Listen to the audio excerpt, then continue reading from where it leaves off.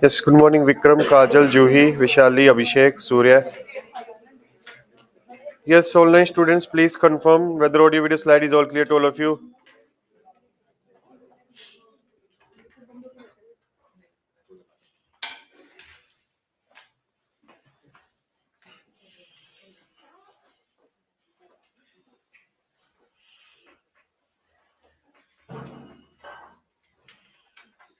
Clear.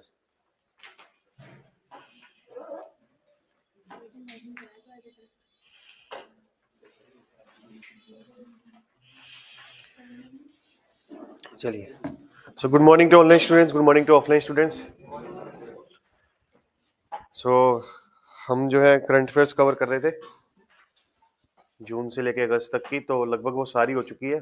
बस थोड़े से मिसलेनियस टॉपिक रहते हैं, आर्ट एंड कल्चर, गवर्नेंस और कुछ मिसलेनियस टॉपिक्स वो आज कवर कर लेंगे. फिर हम नेक्स्ट क्वार्टर की करंट अफेयर की तरफ आगे बढ़ेंगे. ठीक है. सो पहले हम करेंगे आज आर्ट एंड कल्चर. ठीक है.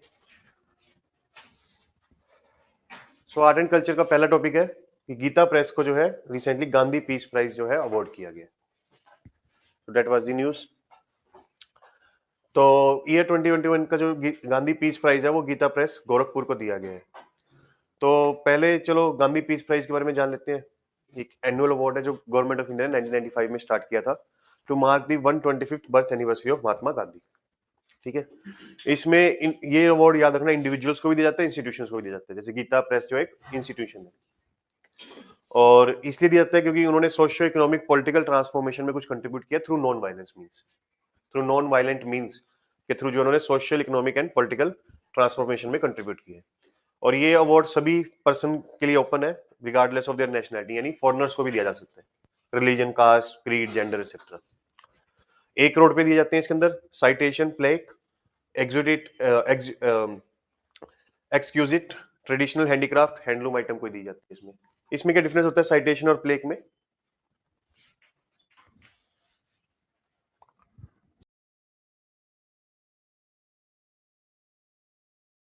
साइटेशन में तो आपने कुछ लिख के दे दिया कि such person has been awarded Gandhi peace prize for the year 2021. ठीक है. प्लेक क्या होता है कि जैसे एक वो होती नहीं कि आपको भी मिला होगा ड्यूरिंग स्कूल और कॉलेज, शील्ड टाइप जिसमें कुछ लिखा भी हो सकता है, उसको आप दीवार पे लगा सकते हो. नहीं, एक शील्ड टाइप है जो कि आप दीवार पे लगा सकते हो। प्लेग की खासियत क्या है कि दीवार पे लग जाता है। ठीक है, साइटेशन एक रिटर्न फॉर्मेट में आपको कुछ लिख के दे दिया गया। ठीक है, तो यहाँ पे लिख के दे दिया जाएगा कि गांधी पीस प्राइज आपको इस पर्टिकुलर कंट्रीब्यूशन के लिए दिया गया है। ठीक है, और सिलेक्शन कमेटी में ज्यूरी याद रखना प्राइम मिनिस्टर है और 2 एक्स ऑफिशियो मेंबर है। कौन है वो? सीजीआई, लीडर ऑफ ऑपोजिशन इन लोकसभा। बाकी 2 एमिनेंट मेंबर्स को अपॉइंट किया जाता है। इस बार 2 एमिनेंट मेंबर्स कौन से अपॉइंट किए गए? स्पीकर ऑफ लोकसभा और सुलभ इंटरनेशनल के फाउंडर। ठीक है, सुलभ इंटरनेशनल जो कि टॉयलेट्स बना रही है देश भर में, मेट्रो में आप देखते हो ना कि सुलभ इंटरनेशनल टॉयलेट्स हैं, तो उनके जो फाउंडर है उनको जो है ज्यूरी में डाला गया। तो इन 5 लोगों ने मिलकर जो है डिसाइड किया कि गीता प्रेस को जो है इस बार गांधी पीस प्राइज दिया जाएगा। ठीक है, तो एक्स ऑफिशियो मेंबर समझते हो?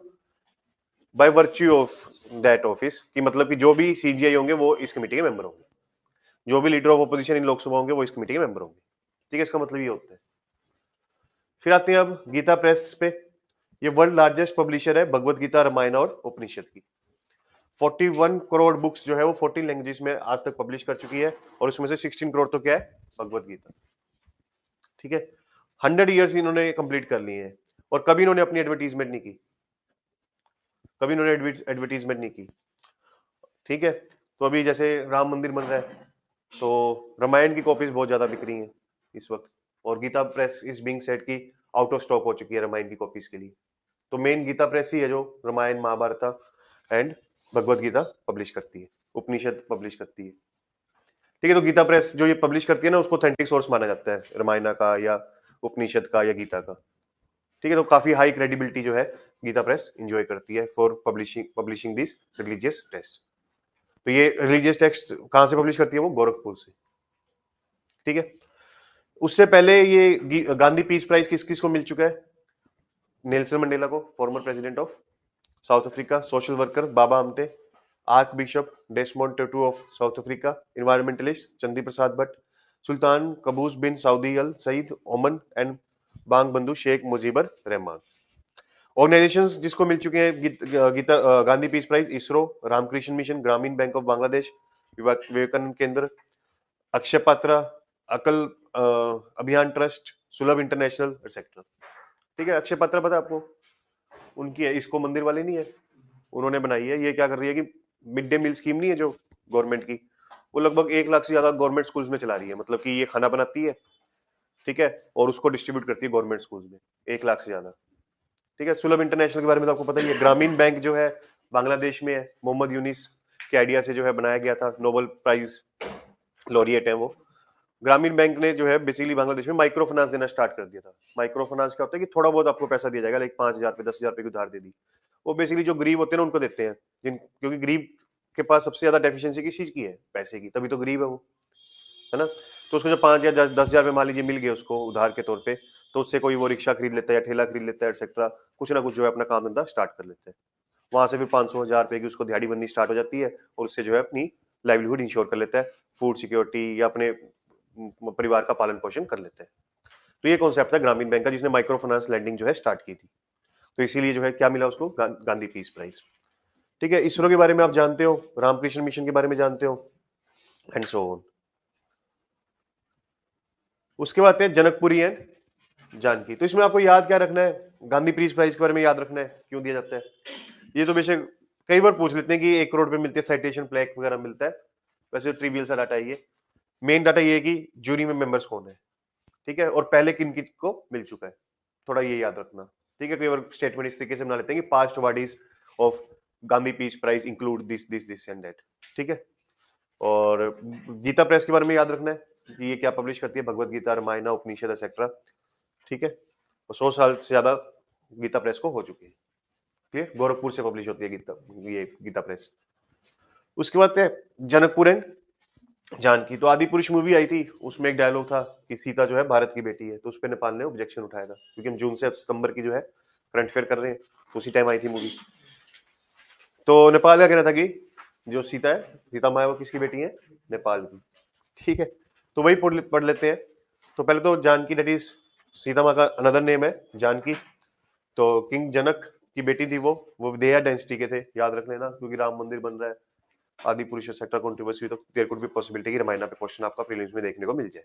ठीक है, विदेहा डायनेस्टी से थे, राम से मैरिज हुई थी। ठीक है, और जनकपुर जो है वो बेसिकली नेपाल के मधेश प्रोविंस की जो है कैपिटल है। अगर आप नेपाल का अगर रफ मैप देखो, ठीक है, कुछ इस तरीके से नेपाल दिखता है, तो यहां से है मधेश प्रोविंस, ठीक है, तो यहाँ पे मतलब जनकपुर है, ठीक है, तो वो बॉर्डर करता है किसको, बिहार को, बिहार को बॉर्डर करता है। तो जनकपुर जो है सिर्फ 23 किलोमीटर दूर है इंडिया के बॉर्डर से, और इंडियन साइड पे,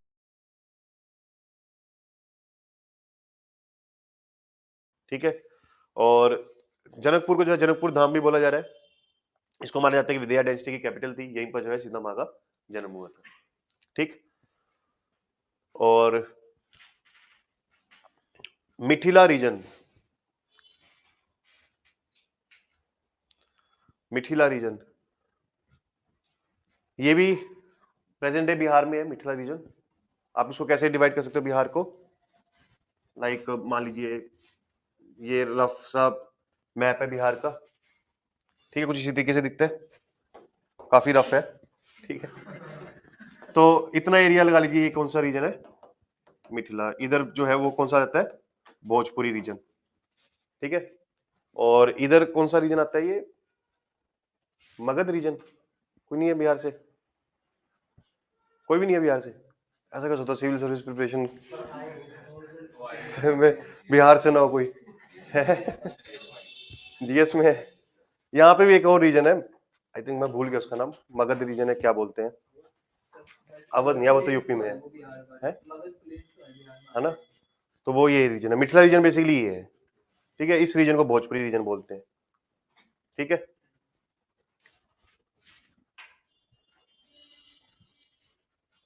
उसके बाद आते हैं जानकी टेम्पल, ये जनकपुर में लोकेटेड है, 1898 में बनाया गया था।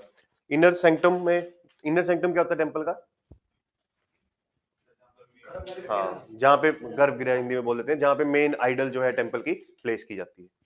तो वहां पे जो है माँ सीता की स्टेचू है, और वो फ्लावर कवर्ड है, और वो स्टेचू जो है अयोध्या में सरयू रिवर के अराउंड मिला था, ठीक है। और उसके बाद जो है पास में राम लक्ष्मण भरत और शत्रुघ्न की भी स्टेच्यूज हैं। तो इस टेम्पल को ये जो है डेस्टिनेशन माना जा रहा है रामायण सर्किट में, जो कि बेसिकली रामायण सर्किट जो है स्वदेश दर्शन स्कीम के अंदर बनाया जा रहा है। इसके अंदर जो काफी सारे सर्किट बनाए जा रहे हैं, जैसे बुद्धिस्ट सर्किट, सूफी सर्किट, ठीक है, रामायण सर्किट एक्सेट्रा। तो उसमें क्या है कि मान लीजिए जैसे बुद्धिज्म से रिलेटेड रिलीजियस प्लेसेस है उसको कनेक्ट किया जाएगा, मान लीजिए रेलवे से, हाईवे से एक्सेट्रा, वहां पे होटल्स वगैरह बना देंगे एक्सेट्रा, ताकि वो साइट्स आपको विजिट करनी हो तो आपको कोई दिक्कत ना आए। ऐसी रामायण सर्किट है, तो रामायण से एसोसिएटेड जितनी भी साइट्स हैं उनको आपस में कनेक्ट किया जाएगा बाय रेलवेज, बाय हाईवेज, और वहां पे होटल्स वगैरह बना देंगे साइट्स पे, ताकि आप जो है अगर रामायण से एसोसिएटेड साइट्स पे जाना चाहते हो तो आपको कोई दिक्कत ना आए। तो इसलिए सर्किट बिल्ड किए जाने, तो जनकपुर उसका पार्ट है, मतलब जनकपुर डिस्पाइट द फैक्ट कि नेपाल में है, उसको हमने रामायण सर्किट में रखा है। तो हम जो है डायरेक्ट कनेक्टिविटी स्टैब्लिश करना चाहते हैं विद जनकपुर, और वहां पे जो है नेपाल को फंडिंग वगैरह दे देंगे कुछ, कि अगर होटल्स वगैरह वहां पे बनाने तो बना सकते हैं, ठीक है। तो इसीलिए जो है दिस रामायण सर्किट में जो है जनकपुर को ऐड किया गया है। तो ऐसे 15 थीमेटिक सर्किट्स जो है आइडेंटिफाई किए गए स्वदेश दर्शन स्कीम में, वो मिनिस्ट्री ऑफ टूरिज्म के अंदर आता है। और स्वदेश दर्शन स्कीम के अंदर ही जनकपुर और अयोध्या के बीच में जो है डायरेक्ट बस कनेक्टिविटी जो है स्टेब्लिश की गई, ताकि अगर आपको अयोध्या से जनकपुर जाना है तो आपको कोई दिक्कत ना आए, ठीक है। तो ये पर्पज है स्वदेश दर्शन स्कीम का। तो इस पे भी डायरेक्ट क्वेश्चन आपका देखने को मिल सकता है। तो फैक्चुअल सी डिटेल्स है काफी सारी इसमें, तो ये सारी आपको याद रखनी है, ठीक है। उसके बाद आते हैं खर्ची पूजा। खर्ची पूजा, तो खर्ची पूजा जिसको फेस्टिवल ऑफ 14 गॉड्स भी बोला जाता है, यह जुलाई या अगस्त के 8th day of new moon में मनाया जाता है, ठीक है। न्यू मून, और एक होता है फुल मून।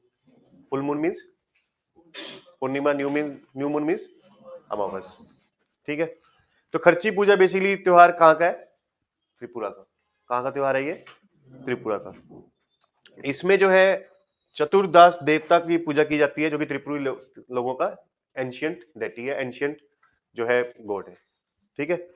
खर्ची वर्ड जो है आया है दो त्रिपुरी वर्ड से, खार मीन्स सिन, ची मीन्स क्लीनिंग, कि आप इसमें जो है बेसिकली क्या करते हो, अपने पाप धोते हो इस फेस्टिवल के थ्रू।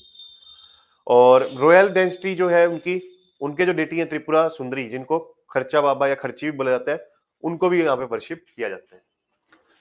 और लगभग ये जो फेस्टिवल है वो अम्बुपेची के 15 दिन बाद जो है सेलिब्रेट किया जाता है। अम्बुपेची के 15 दिन बाद सेलिब्रेट किया जाता है। अम्बुपेची क्या है कि त्रिपुरा के लोगों का मानना है कि जो मदर गॉडेस है या मदर अर्थ है, ठीक है, वो अम्बुपेची के दौरान जो है मेंस्ट्रुएशन एक्सपीरियंस करती है, ठीक है। और 15 दिन बाद जो है फिर ये फेस्टिवल सेलिब्रेट किया जाता है। और उस दौरान मानते हैं कि मेंस्ट्रुएशन की वजह से जो है अर्थ जो है थोड़ी पोल्यूटेड हो जाती है, उसको जो है बेसिकली ये क्लीन करते हैं। इस फेस्टिवल के थ्रू जो है अर्थ को क्लीन किया जाता है, क्योंकि वो जो है बेसिकली थोड़ी आप कह लीजिए डर्टी होगी बिकॉज ऑफ मेंस्ट्रुएशन, ठीक है। और ना सिर्फ अर्थ को एक तरह से क्लीन किया जा रहा है थ्रू दिस फेस्टिवल, बल्कि लोग जो है अपने पापों को भी जो है क्लीन कर।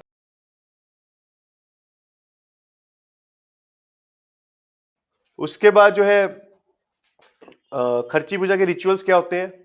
तो Shukla Ashtami that is the 8th day of lunar month of Ashadha, उस दौरान जो है ये बेसिकली खर्ची पूजा ऑब्जर्व की जाती है। और चूंकि लूनर कैलेंडर पे बेस्ड है ये, इंडियन हिंदू कैलेंडर पे बेस्ड है ये इसकी डेट, तो इसलिए हर साल ये चेंज होती है। और 7 डेज के लिए जो है फेस्टिवल जो है सेलिब्रेट किया जाता है। तो स्टार्ट होती है होली मंत्रास की चैंटिंग से। फिर उसके बाद इसमें खासियत क्या है कि एक चतुर्दश मंडप बनाया जाता है। चतुर्दश मंडप इस तरीके से बनाया जाता है, ठीक है। और ये बेसिकली सिंबलाइज करता है royal palace of Tripuri king. और जो वहां के ट्रेडिशनल आर्टिशंस हैं वो बनाते हैं इसको बैम्बू, थेस्ट, रूफ एक्सेट्रा से। और इसमें जो है बेसिकली क्या होता है कि जो 14 डेटीज है जिनकी वो पूजा करते हैं, उसको जो है उजंता पैलेस, ये जो त्रिपुरा के रॉयल्स रहे हैं उनका पैलेस है, वहां पे काफी सुंदर बना हुआ है, ठीक है। वहां से जो है आइडल्स को लेके जाते हैं और रास्ते में जो है वो होली मंत्र वगैरह गाते जाते हैं, ठीक है। और उसको जो है साइद्रा रिवर जो गट्टला में है वहां पे लेके जाते हैं। फिर उन आइडल्स को जो है होली रिवर के वाटर में जो है डिप किया जाता है, ठीक है। फिर उसके बाद वापस जो है टेंपल में रख दिया जाते हैं उन आइडल्स को। और रास्ते में जो है फिर लोकल आर्टिस्ट जो है काफी सारी परफॉर्मेंस करते जाते हैं, गाने गाते हैं या डांस करते हैं, ठीक है। तो देखो यहाँ पे क्वेश्चन पता है कैसे बन सकता है, सीधे क्या पता पूछ ले कि मैच द फॉलोइंग खर्ची पूजा, सपोज आगे लिख दें छत्तीसगढ़, तो यानी आपसे पूछ रहे हैं कि किस स्टेट का ये फेस्टिवल है। तो आपको ये 100% याद रखना है कि ये किस स्टेट का फेस्टिवल है, त्रिपुरा का, ठीक है। तो 99% चांसेस है कि ऐसे सिंपल सा क्वेश्चन बनेगा, ठीक है। लेकिन अगर पूछने पे आ जाए तो थोड़ा सा डिटेलिंग में पूछ सकती है, स्टेटमेंट बेस्ड क्वेश्चन भी यूपीएससी पूछ सकती है, ठीक है। खर्ची पूजा जो है 14 गॉड्स का फेस्टिवल है, ठीक है। या अषाढ़ के महीने में मनाया जाता है इसको, ठीक है, अमावस के 8वें दिन। और इसमें बेसिकली मदर गॉडेस के मेंस्ट्रुएशन की वजह से जो इम्प्योरिटी आती है उसको क्लीन करने के लिए ये मनाया जाता है, या अपने पाप धोने के लिए मनाया जाता है। और इसमें जो है एक ये चतुर्दश मंडप जो है क्रिएट किया जाता है विच सिंबलाइज रॉयल पैलेस। और उसके बाद जो है प्रोसेशन होती है जनता पैलेस से लेके दिस साइद्रा रिवर इन त्रिपुरा, ठीक है। तो इस तरीके से जो है वो स्टेटमेंट्स भी बना सकती है। तो आपको बताना होगा करेक्ट इनकरेक्ट स्टेटमेंट्स क्या है, ठीक है। और कई बार क्वेश्चन जो इस तरीके से बन सकता है, मान लीजिए यहाँ पे साइद्रा रिवर लिखा हुआ है, आपसे मैच दी फॉलोइंग पूछ ले साइद्रा रिवर, ठीक है, आगे मान लीजिए झारखंड लिख दें, ठीक है। तो इस तरीके से भी आपको याद रखना है कि ये साइद्रा रिवर कहाँ पे है, त्रिपुरा में है, क्योंकि आपने यहाँ से पता लग गया कि this river is in Tripura, ठीक है। तो इसलिए थोड़ा सा आपको केयरफुली हमेशा रीडिंग करनी है। तो ये नहीं सोचना कि बिल्कुल ही डायरेक्ट क्वेश्चन क्या पता आ जाए। वैसे तो मान लीजिए 80% क्वेश्चन तो डायरेक्ट ही आएंगे, 20% इनडायरेक्टली भी आ सकते हैं, तो उसके लिए भी आपको तैयार रहना है, ठीक है। जैसे साइद्रा रिवर के बारे में पूछ लें कि कहाँ किस स्टेट से बिलोंग करती है, क्लियर। क्योंकि यूपीएससी की मैंने आपको पहले भी बताया कि कभी भी रैंडम क्वेश्चन नहीं पूछती वो, कि उसका जो भी मन में आ गया पूछ लिया, ठीक है। अब मान लीजिए जो रिवर्स हैं आप अपने स्टैटिक में पढ़ोगे, ज्योग्राफी में कितनी सारी रिवर्स पढ़ोगे, गंगा या यमुना, ब्रह्मपुत्रा, इंडस, है ना, नीचे पैरियर रिवर होगी या गोदावरी रिवर होगी, कृष्णा होगी, एक्सेट्रा। अब वहां से तो क्वेश्चन बनेगा, वहां से तो पूछ सकते हैं यूपीएससी, ठीक है। वो तो आपको याद करनी है उनकी ट्रिब्यूटरी, डिस्ट्रीब्यूटरीज एक्सेट्रा, ओरिजिन कहाँ से होता है, किन किन स्टेट से गुजरती है, कौन सी लॉन्गेस्ट है, एंड सो ऑन। वो तो देखो पूछेगी। कई बार जो है इस तरीके से जो है पूछ लेती है कि ये साइद्रा रिवर कौन सी स्टेट से बिलोंग करती है। तो कई बार हम सोच लेते हैं कि रैंडम पूछ लिया यूपीएससी ने, पता नहीं कौन सी रिवर कहाँ से पूछ ली। वो रैंडम नहीं होता, वो करंट अफेयर से ही होता है, ठीक है। तो इधर क्वेश्चन पूछेगी आपकी स्टैटिक पोर्शन से या फिर पूछेगी करंट अफेयर से। कभी रैंडम नहीं पूछेगी, कुछ भी जो है उसने उठा के आपसे पूछ लिया, ऐसा कभी नहीं होता, ठीक है। तो इसलिए जो है इसको थोड़ा सा क्लोज रीडिंग करनी है, ताकि इनडायरेक्टली भी कोई चीज आपसे पूछी जाए तो आप उसको आंसर कर सको, ठीक है। उसके बाद है उन्मेष एंड उत्कर्ष फेस्टिवल। ये बेसिकली प्रेसिडेंट ने रिसेंटली ऑर्गेनाइज इनाग्रेट किया भोपाल मध्य प्रदेश में, और ये फेस्टिवल जो है साहित्य अकादमी एंड संगीत नाटक अकादमी रिस्पेक्टिवली जो है ऑर्गेनाइज कर रही है। ठीक है, तो इसके बारे में जानते हैं। तो साहित्य अकादमी में डायरेक्ट क्वेश्चन आ सकता है आपको प्रीलिम्स पे, साहित्य नाटक अकादमी में भी आ सकता है। जो साहित्य अकादमी है वो 1954 में गवर्नमेंट ऑफ इंडिया ने एस्टेब्लिश की थी। ठीक है, as national academy of letters, जैसे यूके में या यूएसए में नेशनल अकेडमी ऑफ लेटर्स, हमारे देश में क्या है, साहित्य अकादमी। इसका काम क्या है, ये मिनिस्ट्री ऑफ कल्चर के अंदर आती है, ऑटोनोमस ऑर्गेनाइजेशन है, और इसको एज अ सोसाइटी जो है रजिस्टर किया गया था इन सोसाइटी रजिस्ट्रेशन एक्ट 1860। ठीक है, और इसका काम क्या है कि जो हमारे देश का लिटरेचर है उसको प्रिजर्व करती है, प्रमोट करती है इन 24 लैंग्वेजेस, इन 24 लैंग्वेजेस। ठीक है, 8 शेड्यूल में कितनी लैंग्वेजेस है, 22, बट ये कितने में करती है, 24। ठीक है, और प्रिजर्व प्रमोट करती है कि जो भी मान लीजिए किसी लैंग्वेज में कोई टेक्स्ट जो है पब्लिश किया गया है उसको प्रिजर्व करके रखती है ये।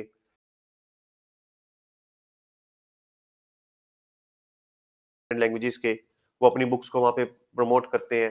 ठीक है, लोगों को अपनी बुक के बारे में बताते हैं कि इस लैंग्वेज में मैंने ये बुक लिखी है, ये थीम है उसकी। ठीक है, ये क्रक्स है किताब का। ठीक है, और एक्सेट्रा, ताकि लोगों की थोड़ी क्यूरियोसिटी बिल्ड हो और वो उस किताब को खरीदे पढ़े। ठीक है, अगर लोग उसको किताब को पढ़ रहे हैं तो लिटरेचर जो है लोगों की दिमाग में जिंदा रहेगा। ठीक है, जब तक लोगों के दिमाग में जिंदा है तब तक लिटरेचर जिंदा है। समझे? तो आप अपनी लैंग्वेज को ना भूलो। आज के टाइम में हम सब क्या होते जा रहे हैं, इंग्लिश होते जा रहे हैं, इंग्लिश होते जा रहे हैं। बस हम इंग्लिश ही पढ़ना चाहते हैं, सुनना चाहते हैं, सीखना चाहते हैं। हम अपनी लैंग्वेज को भूलते जा रहे हैं, खासकर जो रीजनल लैंग्वेज है। इवन हिंदी भी कल्प्रिट है, जो काफी सारी लैंग्वेजेस को खत्म कर रही है, खासकर रीजनल लैंग्वेजेस को हिंदी खत्म करती जा रही है। उसका प्राइम एग्जांपल के तौर पे बिहार में आज के लोग जो है बिहार के भोजपुरी नहीं बोलना चाहते, वो हिंदी बोलना चाहते हैं, क्योंकि भोजपुरी बोलने में उनको इन्फीरियोरिटी कॉम्प्लेक्स आता है। जैसे आपको हिंदी बोलने में इन्फीरियोरिटी कॉम्प्लेक्स आता है, आप इंग्लिश बोलना चाहते हो, वैसे ही बिहार के लोग एक्सपीरियंस कर रहे हैं कि भोजपुरी बोलेंगे तो लोग हमें जो है निम्न सोचेंगे, हिंदी बोलेंगे तो थोड़ा सुपीरियर सोचेंगे। तो उससे क्या हो रहा है, भोजपुरी एक्सटिंक्ट होती जा रही है। ऐसी बहुत सारी लैंग्वेजेस को हिंदी खत्म कर रही है। तो ये जो साहित्य अकेडमी है वही जो है चीजें प्रिजर्व करना चाहती है कि लिटरेचर प्रिजर्व रहेगा, उसको लोग पढ़ेंगे, अपने दिमाग में उस लैंग्वेज को जिंदा रखेंगे। ठीक है, अपनी कम्युनिकेशन में जिंदा रखेंगे। ठीक है, that is the purpose of the साहित्य अकेडमी। तो उसके लिए लिटरली एक्सचेंज प्रोग्राम कराती रहती है विद वेरियस कंट्रीज की, डिफरेंट कंट्री के साथ जो है हमारे जो कोई सेमिनार्स, कोई वर्कशॉप्स एक्सेट्रा करवा लिए, या फिर वो बुक रीडिंग फेस्टिवल्स होते हैं, वहां पे ऑथर्स आते हैं अपनी बुक के बारे में जो है पढ़ के सुनाते हैं लिसनर्स को। ठीक है, तो इस तरह के फेस्टिवल्स कराती रहती है। तो ग्लोबली जितने भी रिनाउंड ऑथर्स हैं उनको यहाँ पे बुलाया जाता है, इंडियन ऑथर्स को भी बुलाया जाता है, और एक फेस्टिवल के अंदर जो है सभी अपनी बुक्स के बारे में चर्चा करते हैं, बात करते हैं, पढ़ के सुनाते हैं। और इसमें जो है सभी लिटरेरी कम्युनिटी को जो है वो प्रमोट करना चाहती है, चाहे वो यंग राइटर्स हो, वुमेन राइटर्स हो, दलित राइटर्स हो, या नॉर्थ ईस्ट राइटर्स हो सेक्टर। ठीक है, उसके बाद जो है संगीत नाटक अकेडमी, ये भी मिनिस्ट्री ऑफ कल्चर के अंदर आती है, ऑटोनोमस ऑर्गेनाइजेशन है, सोसाइटी रजिस्ट्रेशन एक्ट 1860 के अंदर स्टैब्लिश की गई थी। इसका काम क्या है कि परफॉर्मिंग आर्ट को प्रिजर्व प्रमोट करना। ठीक है, परफॉर्मिंग आर्ट को, चाहे वो म्यूजिक हो, ठीक है, डांस हो, थिएटर हो, एक्सेट्रा, ये परफॉर्मिंग आर्ट है। तो पीवी राज मन्नार जो है इसके फर्स्ट चेयरमैन थे, 1952 में इसको स्टैब्लिश किया गया था। साहित्य अकेडमी को भी स्टैब्लिश किया गया था 1954 में, तो जस्ट आफ्टर इंडिपेंडेंस इनको कंस्टिट्यूट कर दिया गया था। ठीक है, तो अब आते हैं उन्मेष ये क्या है, इंटरनेशनल लिटरेचर फेस्टिवल। ये इंडिया का सबसे बड़ा और एशिया का सबसे largest literature festival in terms of number of languages. ठीक है, बहुत सारी लैंग्वेजेस की जो कह लीजिए, देख लो यहाँ पे 102 लैंग्वेजेस के ऑथर्स ने इसमें पार्टिसिपेट किया। ठीक है, 575 ऑथर्स पार्टिसिपेटिंग इन 102 लैंग्वेजेस। तो उन लैंग्वेजेस में जो उनकी बुक्स है उनको पढ़ के सुनाते हैं वो, जो भी उस फेस्टिवल में आए होते हैं। ठीक है, तो इस फेस्टिवल में जो है डिस्कशन हुई ocean literature, eco criticism, machine literature, India, creativity boosting, education, translation etcetera. तो ये वर्ड्स तो आपको समझ आ ही रहे होंगे, machine literature, idea of India sector. इसमें एक ही वर्ड है इको क्रिटिसिज्म, जो आपको समझना है। बाकी तो आई थिंक काफी जनरल से फ्रेज है, वो तो आपको समझ आएगी होंगे। तो ये इको क्रिटिसिज्म क्या होता है, वो तो पता लग ही रहा है, इको वर्ड आ गया तो इट्स ऑब्वियस। इको क्रिटिसिज्म मतलब कि इकोसिस्टम की इसमें जो है क्रिटिसिज्म की जाएगी, ठीक है। इन्वायरमेंट की क्रिटिसिज्म की जाएगी क्योंकि हम इन्वायरमेंट को बहुत ज्यादा जो है इंपॉर्टेंस दे रहे हैं आज के टाइम में, तो थोड़ी बहुत क्रिटिसिज्म उसकी भी होनी चाहिए। नहीं क्यों कि इको क्रिटिसिज्म मतलब इन्वायरमेंट अपनी क्रिटिसिज्म टॉलरेट नहीं करता कि उसकी कोई क्रिटिसिज्म नहीं कर सकता।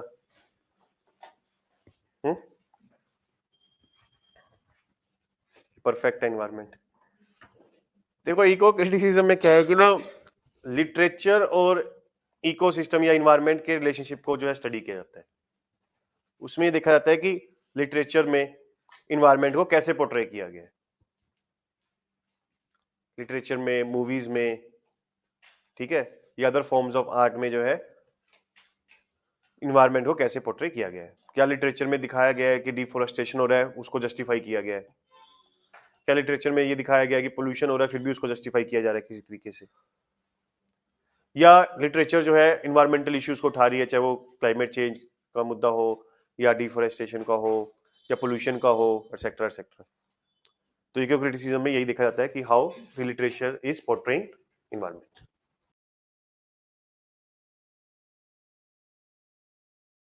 National literature festival. और उत्कर्ष क्या है? ये बेसिकली परफॉर्मिंग आर्ट का फेस्टिवल है। इसको साहित्य नाटक अकेडमी ने जो है ऑर्गेनाइज किया है। इसमें इस बार जो है ट्राइबल पीपल की परफॉर्मिंग आर्ट को जो है शोकेस किया गया, ठीक है, उनके डांस, ड्रामा, म्यूजिक एक्सेट्रा को यहाँ पे शोकेस किया गया ताकि आप उनको देखो, उनको इंजॉय करो, एक्सपीरियंस करो, सेलिब्रेट करो एक्सेट्रा। तभी वो जो है परफॉर्मिंग आर्ट जिंदा रहेगी, ठीक है। सो नेक्स्ट इज अशद पूर्णिमा। तो इंटरनेशनल, हाँ जी, एपेक्स मतलब सुप्रीम, कि इससे ऊपर कोई बॉडी नहीं है जो मान लीजिए लिटरेचर को या परफॉर्मिंग आर्ट को प्रमोट कर रही हो। मतलब गवर्नमेंट बॉडी में सबसे सुप्रीम बॉडी यही है टू प्रमोट लिटरेचर और परफॉर्मिंग आर्ट, ठीक है। लिटरेचर की साहित्य अकेडमी और परफॉर्मिंग आर्ट के लिए साहित्य नाटक अकेडमी, ठीक है। तो ये एपेक्स बॉडी का मतलब होता है, संगीत नाटक अकेडमी, सॉरी, संगीत नाटक अकेडमी, ठीक है। तो ये सुप्रीम गवर्नमेंट बॉडी है जो ये साहित्य नाटक साहित्य अकेडमी जो है लिटरेचर को प्रमोट कर रही है और संगीत नाटक परफॉर्मिंग आर्ट को प्रमोट कर रही है, ठीक है। उसके बाद है अशद पूर्णिमा।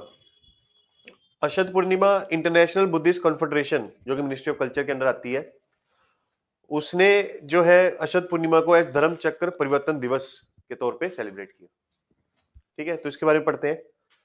तो ये हर साल जो है इंटरनेशनल बुद्धिस्ट कॉन्फेडरेशन जो है ये इवेंट को जो है कंडक्ट करती है और ये बुद्धिस्ट के लिए सेकंड मोस्ट सेक्रेड डे है आफ्टर विशाख पूर्णिमा या बुद्ध पूर्णिमा, ठीक है। बुद्ध पूर्णिमा क्या होती है?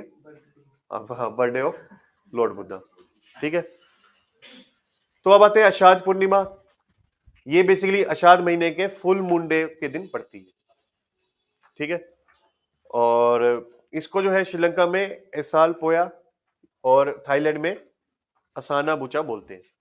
तो ऐसे जैसे ये वर्ड्स होते हैं ना, साल पोया बोलते हैं श्रीलंका में, साना बुचा बोलते हैं थाईलैंड में, सेक्टर, इसको रट्टा मारने की जरूरत नहीं है। इसको एक दो बार पढ़ लिया प्रीलिम्स में, अगर पूछ ले कि इसको जो है असाल पोया बोलते हैं श्रीलंका में, असना बुचा बोलते हैं थाईलैंड में, तो आपका सबकॉन्शियस माइंड आइडेंटिफाई कर लेगा कि ऐसा कुछ बोलते हैं क्योंकि आपने ऐसा कुछ पढ़ा था, ठीक है। ऐसा रट्टा मारने की जरूरत नहीं है क्योंकि ये चीजें याद नहीं होती। अगर ये चीजें याद करोगे तो फिर बाकी सारी चीजें भूल जाओगे, ठीक है। तो आपको इतना तो समझना पड़ेगा कि हमें क्या चीज माइंड में प्रिंट करनी है और क्या चीज सिर्फ वेगली याद रखना है। तो इसको थोड़ा वेगली याद रखो ताकि प्रीलिम्स में अगर स्टेटमेंट बन जाती है तो उसको आप करेक्ट या इनकरेक्ट कर सको, बस, ठीक है। उसके बाद जो है ये जो है डे मार्क करता है first teaching after attaining enlightenment to the first 5 ascetics discipline on the full moon day of Ashad at Deer Park, Sarnath near Varanasi, India. तो वाराणसी के पास सारनाथ है, वहां पे एक डियर पार्क है, उसको बोलते हैं ऋषि पतना मृग दया, ठीक है। वहां पर जो है लॉर्ड बुद्धा ने अपना पहला प्रवचन दिया था जब उनको एनलाइटनमेंट मिल गई थी, निर्वाणा मिल गया था जब उनको, ठीक है। तो उसी डे को जो है सेलिब्रेट किया जाता है in the form of Ashadha Purnima, जिसको बोलते हैं धर्म चक्र परिवर्तन दिवस। कि धर्म जो है यहाँ पे जो चक्र है वो चलने लग गया था, वहां से परिवर्तन आना स्टार्ट हो गया, क्योंकि अब बुद्ध जो है एनलाइटनमेंट ले चुके हैं, उन्होंने जो है धर्म चक्र को परिवर्तन करना स्टार्ट कर दिया है by giving sermons to the people about his enlightenment. ठीक है, और इस डे को जो है गुरु पूर्णिमा के तौर पे भी जो है मनाया जाता है by Hindus and Buddhist both as a reference to their guru. ठीक है, और इसलिए मनाया जा रहा है क्योंकि बुद्धा ने जो है प्रवचन देने स्टार्ट कर दिए थे। ठीक है, उसके बाद है कांवड़ यात्रा। वही जून से अगस्त की हम करंट अफेयर पढ़ रहे थे, तो उस दौरान कांवड़ यात्रा हुई थी। तो आपने देखा है कि काफी लाखों जो है पिलग्रिम्स जो है पानी लेके जाते हैं गंगा से और अपने रिस्पेक्टिव मंदिरों में जाकर जो है शिव भगवान को चढ़ाते हैं, तो उसी को कांवड़ यात्रा बोलते हैं। तो कांवड़ यात्रा जो है एनुअल पिलग्रिमेज है, जो शिव भक्त होते हैं वो करते हैं, उनको कांवड़ियास बोलते हैं। ठीक है, और श्रावण के महीने में इसको ऑर्गेनाइज की जाती है, वही जुलाई के महीने में। ठीक है, जुलाई अगस्त के महीने में। और इसमें सैफरन क्लेड डिवोटीज होते हैं, आपको पता है कि वो भगवा रंग के कपड़े पहनते हैं, बेयर फुट चलते हैं, नंगे पैर। ठीक है, और पिलग्रिम साइड से जो है पानी लेते हैं, पिक्चर्स ऑफ वाटर, पिक्चर्स होता है घड़ा, जिस घड़े में पानी लेके जाते हैं, पिक्चर्स इसको बोलते हैं। ठीक है, वो लेके आते हैं और शिवलिंग पे जो है वो पानी फिर अर्पित करते हैं on the day of Shivratri. ठीक है, और ये जो डेकोरेटेड स्लिंग्स होते हैं झूला टाइप से, उसमें जो है बेसिकली ये वो पिक्चर्स ऑफ वाटर रखते हैं। और ये फेस्टिवल तमिलनाडु में भी सेलिब्रेट किया जाता है एज कावड़ी फेस्टिवल। वहां पे लॉर्ड मुरुगन है, ठीक है, उनके उनकी जो है वर्शिप जो है इस कावड़ी यात्रा से की जाती है तमिलनाडु में। वही जो है होली वाटर जो है लाया जाता है रिवर से और लॉर्ड मुरुगन पे जो है अर्पित किया जाता है, डिवोट किया जाता है। रिलीजियस सिग्निफिकेंस क्या है कि कहा जाता है कि लॉर्ड शिवा ने जो है समुद्र मंथन के दौरान जो है विष पी लिया था। ठीक है, और उसी विष के इफेक्ट को, उसी पॉइजन के इफेक्ट को कम करने के लिए जो है डिवोटीज जो है होली वाटर जो है अर्पित करते हैं to the lord Shiva. They offer this holy water to lord Shiva. ठीक है, तो ये इसकी रिलीजियस सिग्निफिकेंस है। दूसरी ये भी है कि राम भगवान ने भी जो है एक बार गंगा से जो है पानी लाकर शिव भगवान को अर्पित किया था, तो इसलिए भी जो है लोग फिर गंगा से पानी लाकर शिव भगवान को अर्पित करते हैं। तो ये भी एक रिलीजियस सिग्निफिकेंस है। ठीक है, आई समझ। तो ये कांवड़ यात्रा है। तो कांवड़ यात्रा काफी न्यूज में रहती है, तो देयर इज अ पॉसिबिलिटी कि शायद क्वेश्चन पूछ लें इस बार। देखो ये तो मतलब याद करनी होती है, तो मतलब ऑब्वियस सा है। ठीक है, पूछने को पूछ भी सकते हैं। बाकी देखो क्वेश्चन बन सकता है इस रिलीजियस सिग्निफिकेंस वाली पे, तमिलनाडु में कावड़ी फेस्टिवल बोलते हैं, उस पे बन सकता है स्टेटमेंट। ठीक है, और किस महीने में की जाती है वो पूछ सकते हैं। ठीक है, तो ये 2-3 फैक्ट ज्यादा इंपॉर्टेंट है, वहां से पूछ सकते हैं।